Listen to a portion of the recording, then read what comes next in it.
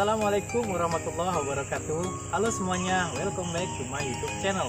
Di video kali ini, di episode pendidikan kali ini, kembali kita akan membahas mengenai masalah pertanian organik. Nah, di episode kali ini, di video kali ini kita akan bahas mengenai bagaimana sih tata cara dan juga tips dan trik membuat pupuk organik padat. Nah, pada video kali ini kita akan membuat pupuk organik padat dari kotoran sapi.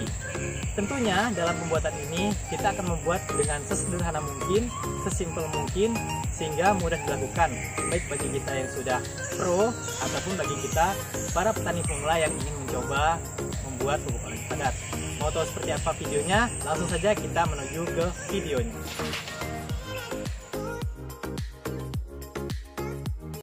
Alat dan bahan.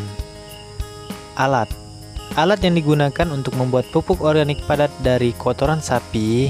Yang pertama, sekop. Kedua, ember atau wadah. Bahan yang digunakan untuk membuat pupuk organik padat dari kotoran sapi. Pertama, kotoran sapi. 2, EM4 pertanian. 3, gula merah. 4, air. Cara pembuatan. Baiklah teman-teman, kita langsung ke proses pembuatannya ya. Pertama yang harus kita lakukan adalah menghamparkan kotoran sapinya.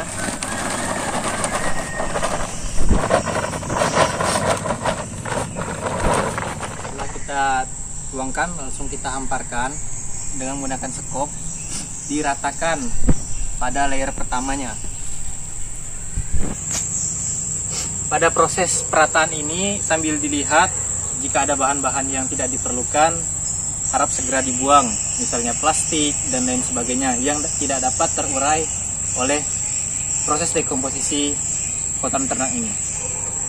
Setelah semuanya diratakan, selanjutnya kita membuat fermentornya untuk proses dekomposisinya. Kali ini saya menggunakan bantuan mikroorganisme EM4 pertanian ya, yang warna kuning. Nah, cara membuatnya yaitu untuk satu ember ini kita kasih 2 tutup botol EM4.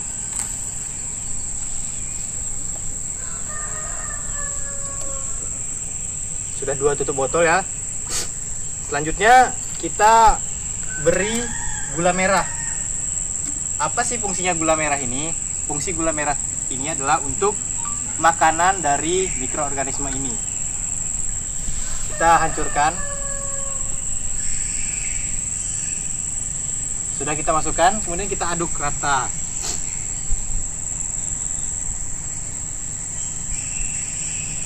Nah, jika sudah rata seperti ini, kita diamkan campuran ini sekitar 10-20 menit agar bakteri di dalamnya dapat bekerja dengan maksimal. Oh iya teman-teman, untuk EM4 pertanian ini warna kuning ini dapat dibeli di toko-toko pertanian terdekat lah, pasti ada kok. Nah, dalam EM4 ini terdapat komposisi ya, bakteri yang digunakan itu adalah bakteri Lactobacillus dan juga bakteri Saccharomyces ya teman-teman. Untuk pembuatan dalam skala besar biasanya yang saya pelajari dulu, ketika sudah disiapkan layer pertama ini, kita beri dolomit dan juga kita tambahkan seperti seresahan tanaman, bekas daun-daunan atau bekas sayur-sayuran yang masih bagus untuk dimasukkan dalam sini. Itu biasanya digunakan ketika kita ingin membuat dalam skala yang besar. Seperti yang saya pelajari dulu di salah satu CV ya, organik, saya mempelajari cara membuat pupuk organik itu seperti itu. Tapi karena ini kita membuatnya dengan sesederhana mungkin, makanya kita buat agar mudah dilakukan teman-teman di rumah semuanya. Oke teman-teman, jika sudah 10-20 menit, selanjutnya kita basahi layer pertama ini dari pupuk kandang dari kotoran sapi ini. Kita basahi dengan menggunakan larutan EM4 ini.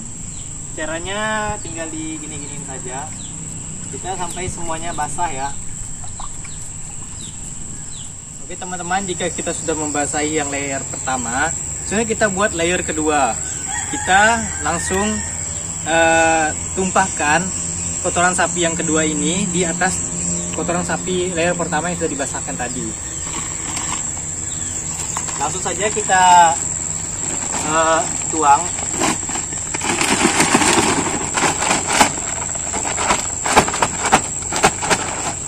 Kita sama seperti yang pertama tadi ya.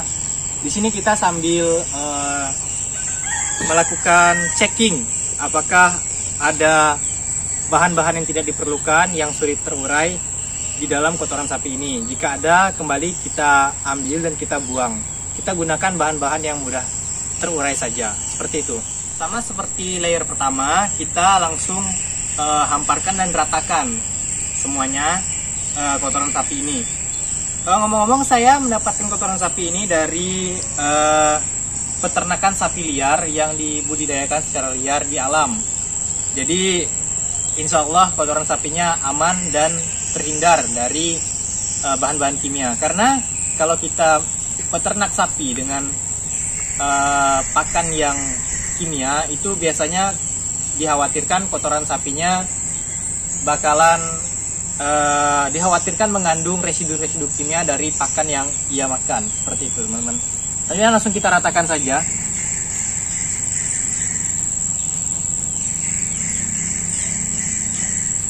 Selanjutnya jika layer kedua ini sudah rata ya teman-teman, kembali kita sirami dengan layer 4 ini.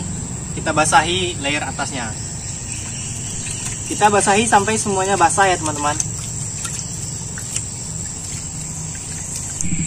Oke teman-teman, selanjutnya kotorannya tidak perlu kita bolak-balik lagi karena atas bawahnya sudah kita sirami dengan E4. Jadi insya Allah semuanya sudah menyerap dengan rata ya E4-nya.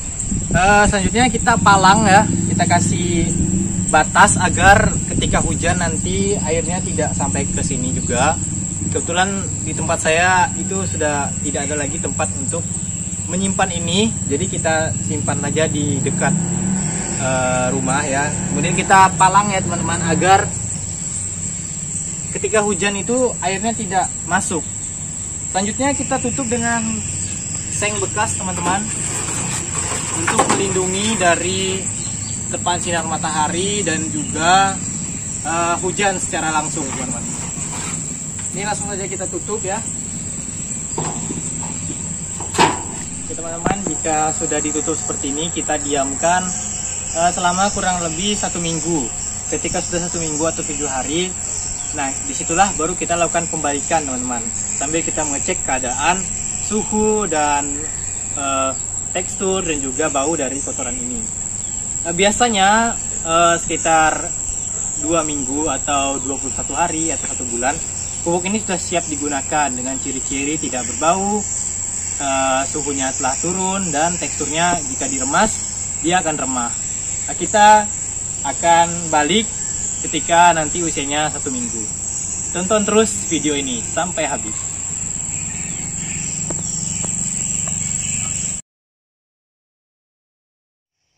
Oke teman-teman, kembali lagi. Kali ini kita akan melihat kotoran sapi yang sudah difermentasi atau didekomposisi selama 1 minggu atau 7 hari teman-teman. Nah inilah kondisinya teman-teman semuanya. Setelah ini akan kita lakukan proses pembalikan teman-teman, sembari kita melakukan mengecek ya teman-teman terkait aromanya, kemudian teksturnya dan juga suhunya teman-teman. Nah dalam proses pembalikan nanti jika kotoran sapinya terlihat kering teman-teman semuanya, kita bisa menambahkan larutan dekomposer lagi untuk membasahinya lagi sedikit saja teman-teman. Oke teman-teman, kita lakukan proses pembalikan terlebih dahulu. Oke teman-teman, ini adalah kotoran sapi yang sudah dibalik ya teman-teman. Kita lihat dia lebih hitam teman-teman. Nih dia lebih hitam. Kemudian ini suhunya sudah mulai turun. Kemudian baunya juga tidak ada bau lagi. Akan tetapi teksturnya kalau diremah dia masih ini ya teman-teman, masih membentuk gumpalan-gumpalan, jadi belum bisa dipakai karena memang baru didekomposisi selama 1 minggu teman-teman ya. Untuk warnanya teman-teman, kalau dia sudah bisa digunakan itu dia coklat kehitaman teman-teman, seperti ini hampir sudah bisa ya teman-teman. Kita dekomposisi lagi selama 1 minggu. Pada usia 2 minggu atau 14 hari kita lakukan checking ulang untuk mengecek apakah sudah bisa digunakan atau tidak teman-teman ya teman-teman. Kita akan kembali lagi setelah 2 minggu. Tonton video ini sampai habis teman-teman. Baik teman-teman semuanya, ini adalah kondisi pupuk organik padat dari kotoran sapi yang sudah kita fermentasi selama 2 minggu ya, 14 hari. Nah ini sudah bisa dipakai ya, sudah siap pakai karena ciri-cirinya dia sudah remah teman-teman tuh. Sudah remah, warnanya juga sudah coklat kehitaman. Suhunya sudah turun teman-teman, dan juga baunya sudah tidak ada tercium bau kotoran lagi. Ini kalau saya cium, nah itu sudah tidak ada bau lagi teman-teman.